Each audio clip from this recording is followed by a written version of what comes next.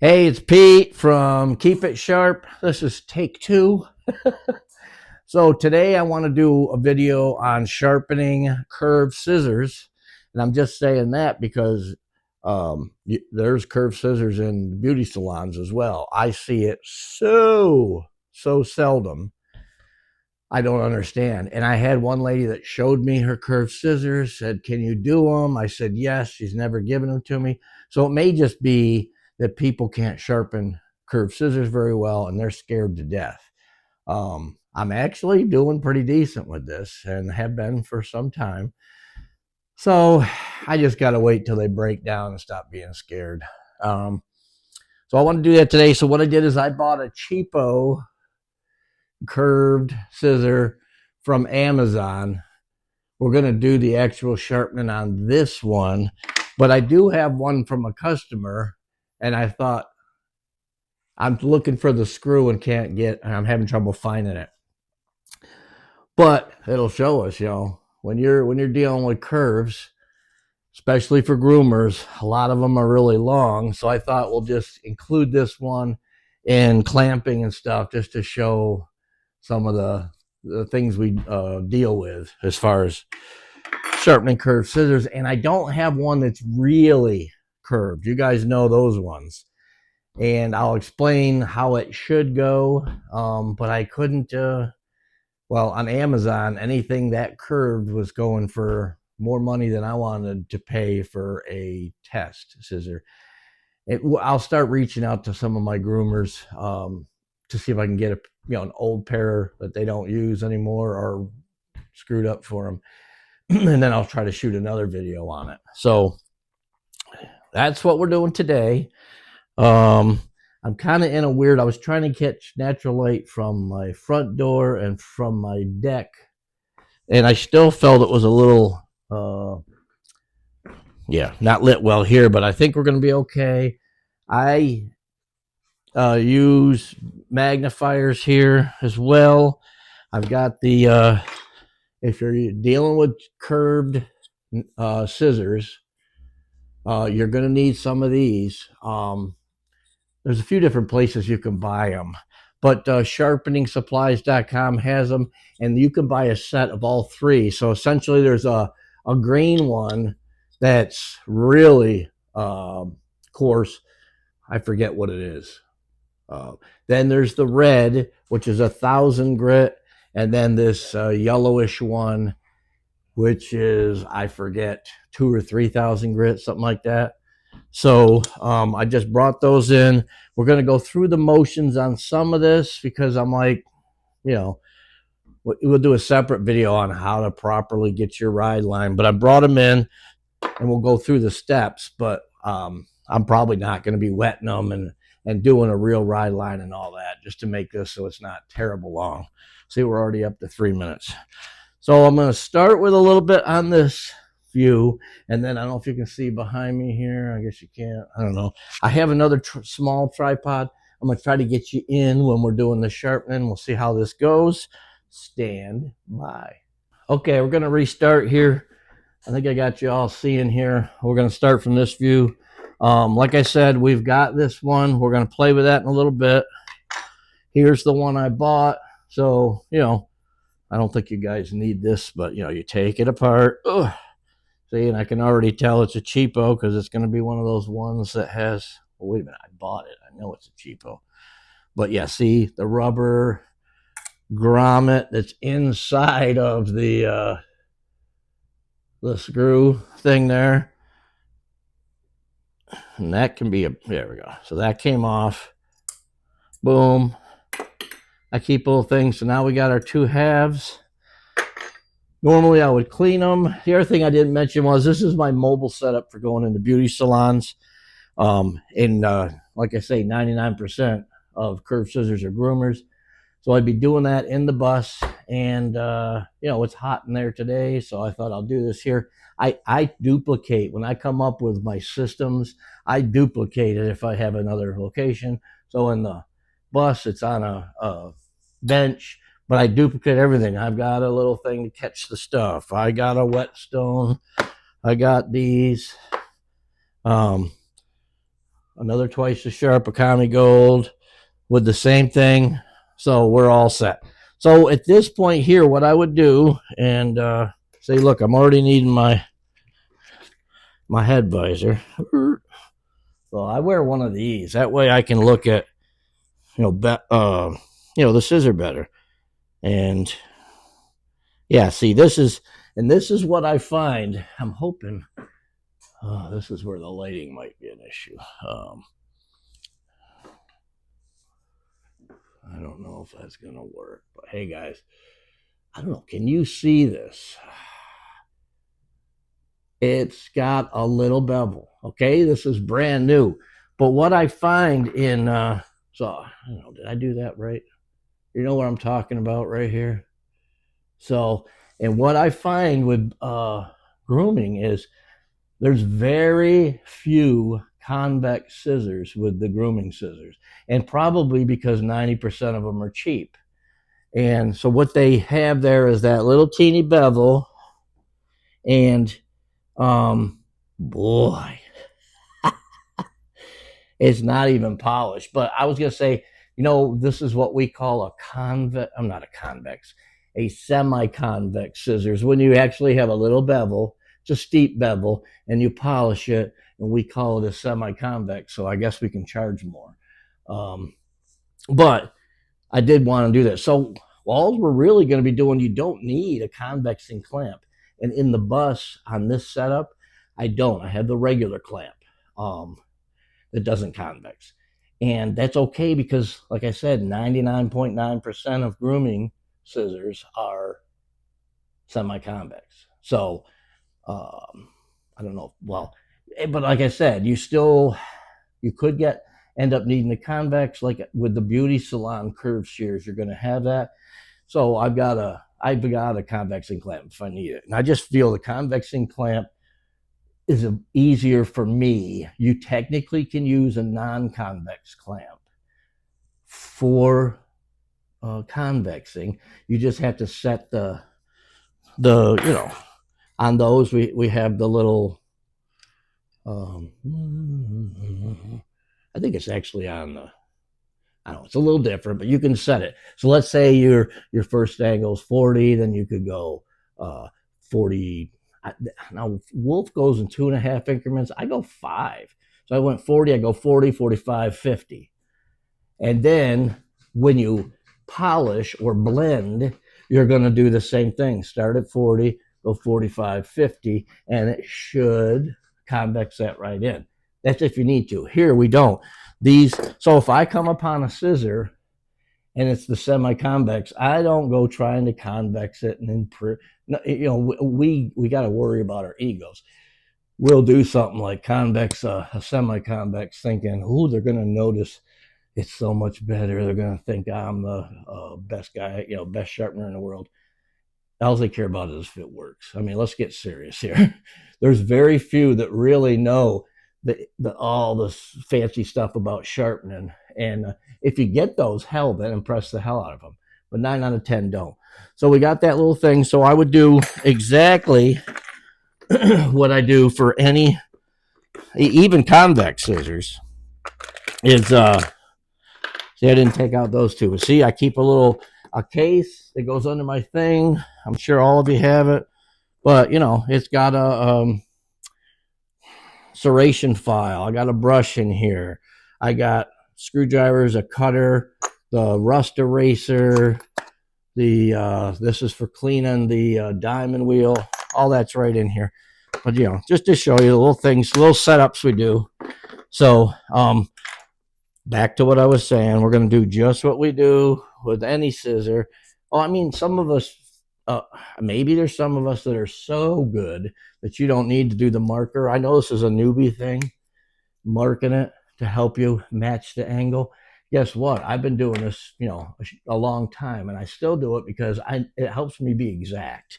So at that point, my clamp is set up for 45. I'm going to say what I have found with grooming shears is 35 is a big number. I'm at 40 here. Let's just give it a shot. Wrong one. Here we go. So, Now, if they're short like this, I kind of go, no, you can see it, halfway across the thing and matching one side of the circular hole where the screw goes through the scissor. That's just my starting spot or whatever, my usual. And I always go, it's like a go-to. So here we go. I think we all know how to do a scratch test, but if we don't, set it up, give it a little scratch. Yeah, see? Is it going to show? Is it going to show? I think I need light coming in from the other angle. Sorry. There we go. Maybe you got it. It's actually a little high. Guess what? We're at 40. How much you want to bet it's 35? So you just get used. I think there's guys out there that have some of these angles written down and stuff. But after a while, you just, So let's do it. 35. Let's see. Almost guarantee you.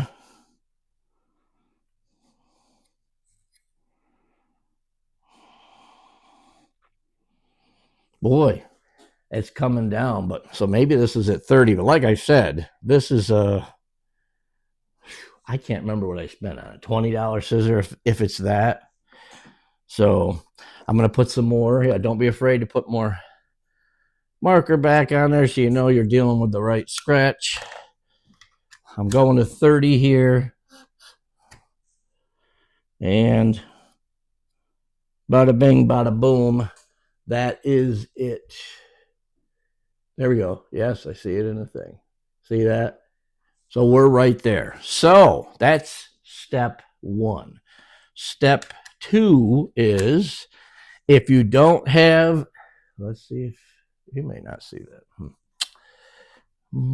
Yeah, I have a line on the wheel. I'm going to draw a new one. What I do is to make sure I get a straight line, hold the wheel, take your marker and go. And now I have a line on my wheel. Here we go. I think you can see it there. Yep. See? So then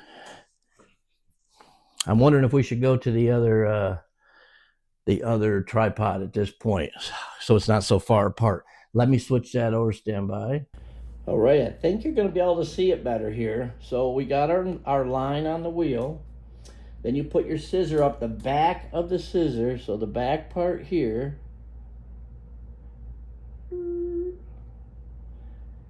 To the line. See how that's lined up? Boom, line is there. Now watch. If we went really close along, look, it ends up higher than the line.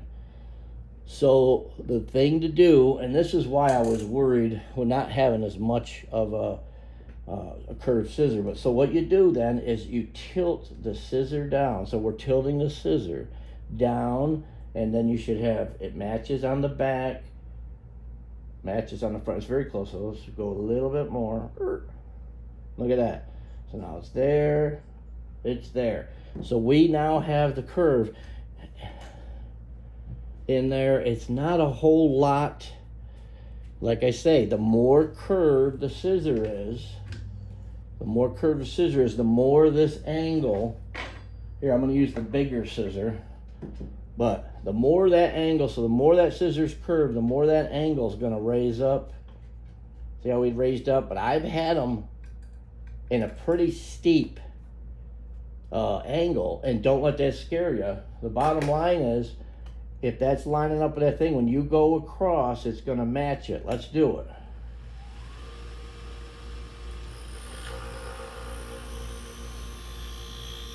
See how I keep a finger? For you newbies, let me check it first. Yeah, did really good. I missed a little at the tip.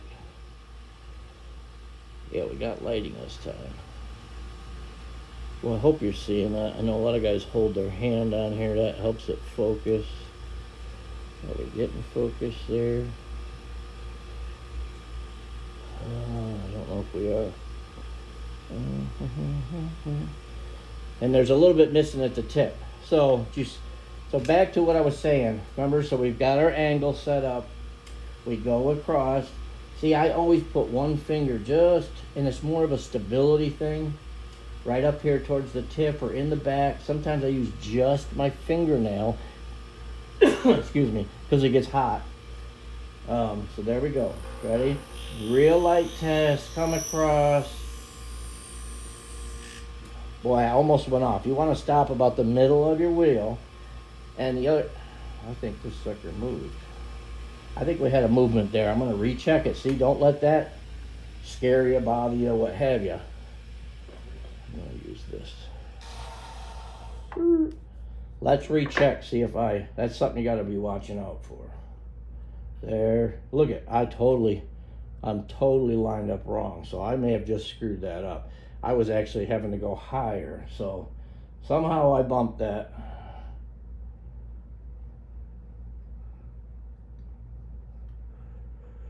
There we go. Got to make sure of that. So tighten that. Shit, see what I just realized? My convexing clamp was open a little. Let's recheck it. We're okay. So let's do this again. The other thing, I'll show you that in a minute. You're doing two motions here. You're going across, like I said. See,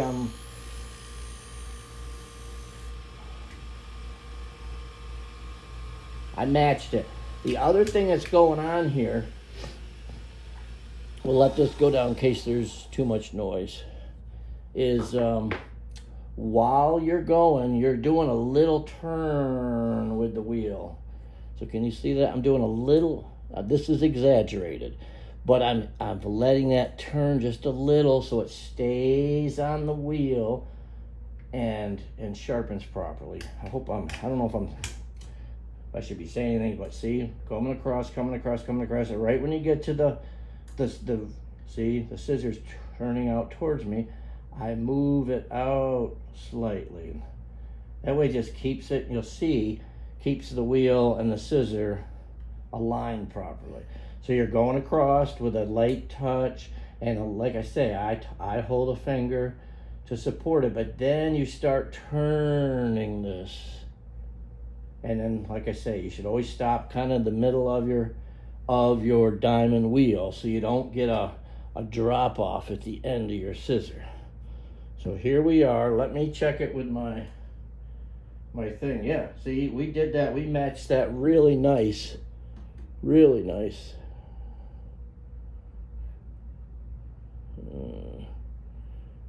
Hoping this thing. See, I'm using the front camera. I don't know if that's we're gonna try this again. Remember I said some people do this. So I'm trying like hell, but we've got it. So then, remember, I don't see the other wheel showing. There we go. So now, remember, now you would, sorry, I'm jumping ahead. But remember, we keep our, what am I trying to say here? If you want, you can draw a little as to the position of the scissor. I don't, because what I do, so now we got to take this off. There we go. See, I can do that, so we're not having to switch back and forth. But remember, I go with 1,000. I start with 1,000 unless the scissors in super bad shape.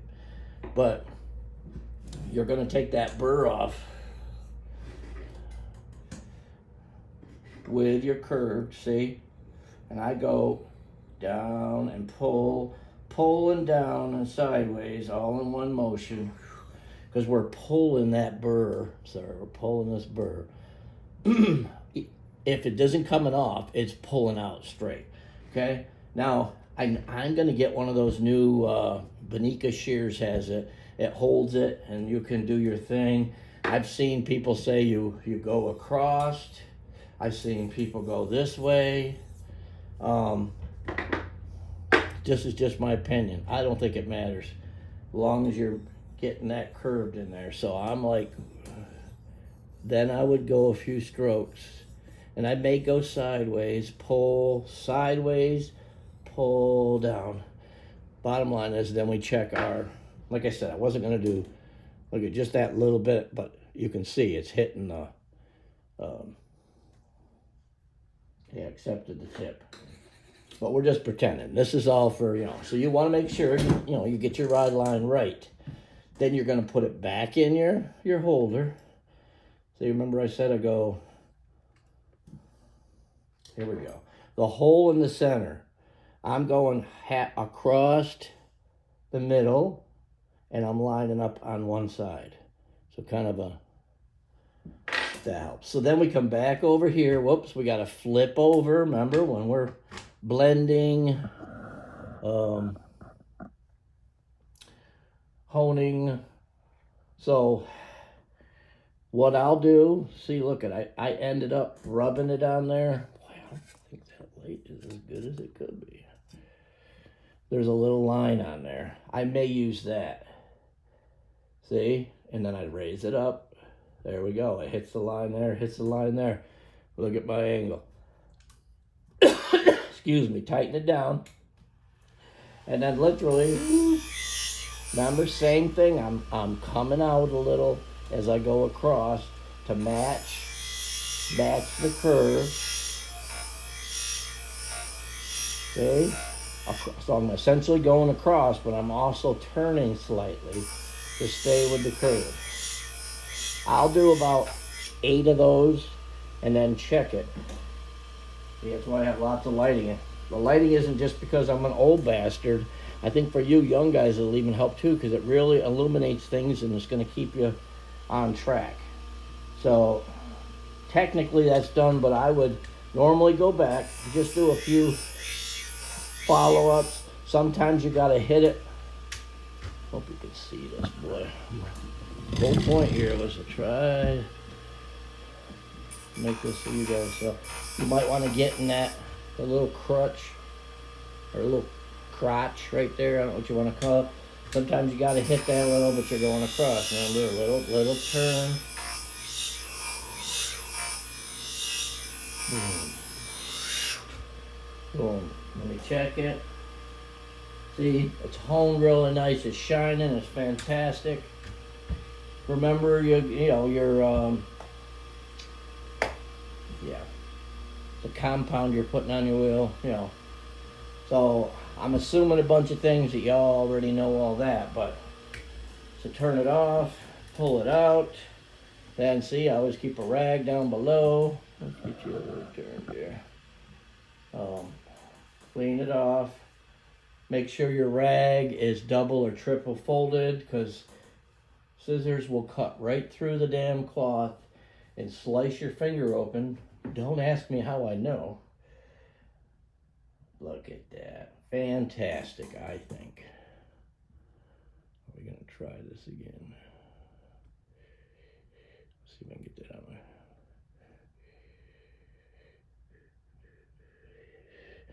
And that, my friends, is a curved, semi-convex scissor sharpening. If everything would be identical if you had to convex it. If it was truly a convex scissor, you'd be doing all the same steps. It's just that when you got to this honing step, we started at 30 degrees. So you would go 30, either 32.5, then 35, 37.5, but I just go, if it were me, I go 30, 35, 40. And you would go, start with your 30, then go to 35, hone it, 30, 35, 40, sorry, 40, hone, check it, wipe it, and if you needed to, you could go back and redo it. You could go in your half-degree steps, which is fine. There's nothing wrong with that. So there we go. Now, I said we'd mess around with that other scissor. Let's see if we can do this here. Let's say we're doing this huge long one. Okay, here's the other problem, twice as sharp. You only got so much to go. Look at that. There's still that much. Sorry, how can we do it? Hanging over. So here's where you gotta do some extra. You might have to come out here, grab at the bottom, See, I'm a ways from there. Because you got to remember, you're not only dealing with a curve, you're dealing with a long scissor too. So we do the same thing. We get our line. There's our line. Line up the back, and then look at how much higher. It's way above it. So see, I mean, the quick and easy would be just pull that down right there. Let's check it. So, man, you're not seeing lines here and stuff.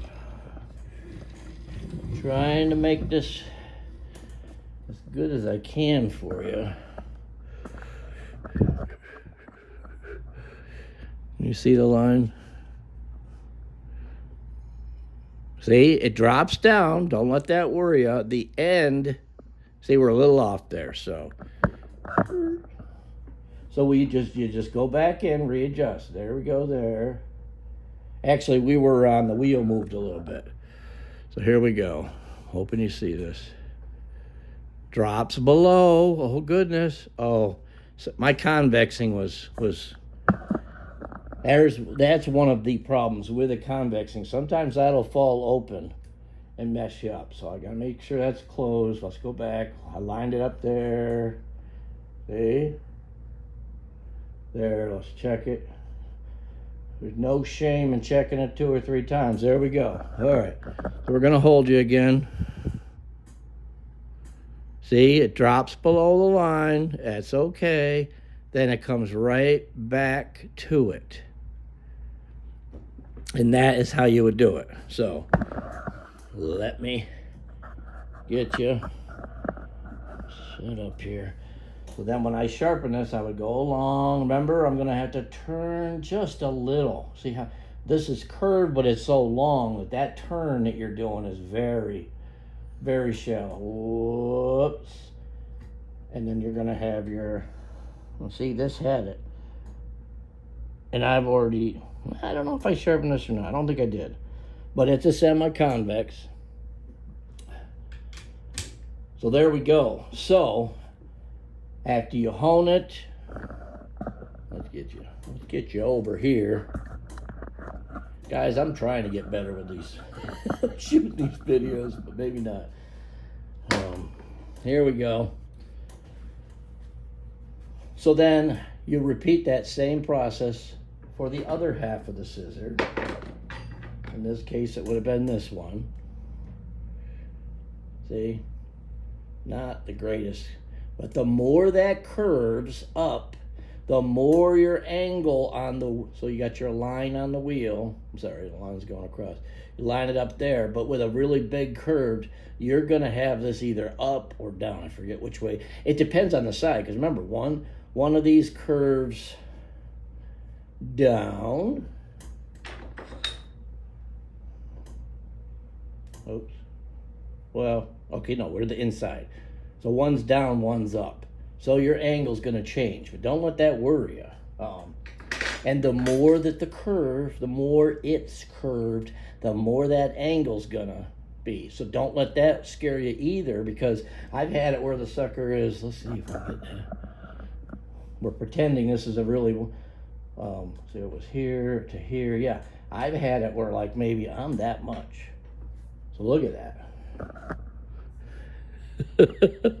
With a very curved and long one, I've had large angles or tilts to match that on the line. So remember, the line is our thing. So you want your back of your scissor.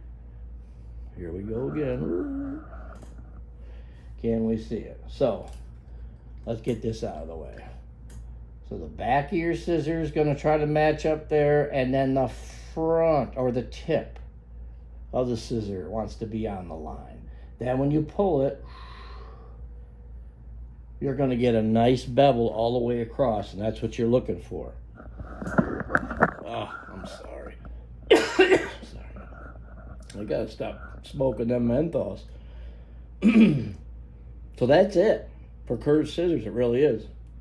Go and do your honing, redo your ride line, put the scissor back together, and testing is going to be just like you do with any other scissor. We're up to 30 minutes. So you wet the, I cut it with dry paper. I use, let's see, I got the same thing, but underneath, and they're these perm papers, I think is what they call them. You can get them in a pack. You can get that little thing that holds them, dispenser, and then you just pull them out one at a time. I use these. I like them. I've got one of these in the bus as well, and I'm thinking about putting a roll of single ply toilet paper too, just for, I think it'll make it look cool. But yeah, so I will cut through, dry, then I'll spritz the paper. See, look at these, just a little bit. That sucker's wet, and then I'll cut through. So standard testing procedures, and you're done. It's gonna come out real good. Customer's gonna love you, and you won't screw it up. And just FYI, if you're new, do what I did. Buy some scissors. Or here's another thing, and I'll tell you my mistake. If you've got a local groomer that you kind of halfway know, it's okay to go over to them and say, hey, I'm new.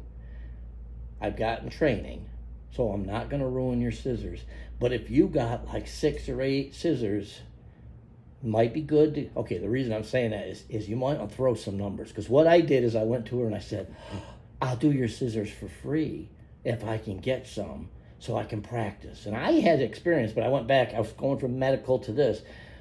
She gave me like 30 or 40 pairs of scissors. I made the mistake of saying free. I made the mistake of just saying, can I have scissors?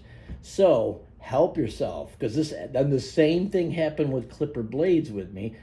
This time I said half price, but I didn't put a number on it.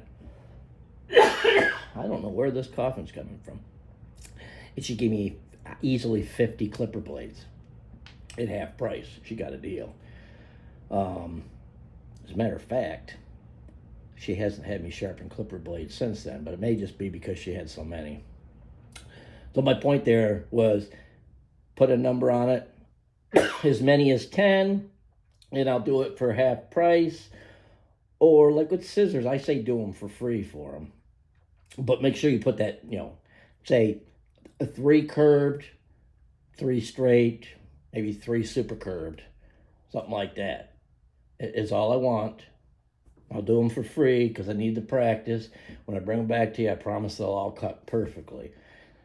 I really highly recommend this. And there's some that'll just have a box of scissors. There's another thing. You just go to any groomer and say, hey, you have old scissors you're technically thrown away, or they're sitting in a drawer that you're not using, and you don't care whether they're sharpened right or wrong or what have you. Can I have those to practice on? And if you want them back, I'll bring them back, and they'll all be cutting. You might want to put a number on that too, but the more you get, the better. It's just more, and this is all muscle memory, and just repeating and whatever until you feel comfortable. I remember the day way back when I started, I wasn't comfortable. I'm going across here. I'm not only, I'm scared. I'm going too slow. If you go too slow, you heat. Yeah, this is something to remember. Remember I said light touch? Also a nice, constant, decent speed swipe across, because this gets hot. I've had it where if the tip's glowing red when you get there, you're going way too slow. So there is a lot of little things. That's why when someone says they're getting it twice as sharp, I get a little scared, because I'm like, ooh, there's a learning curve here.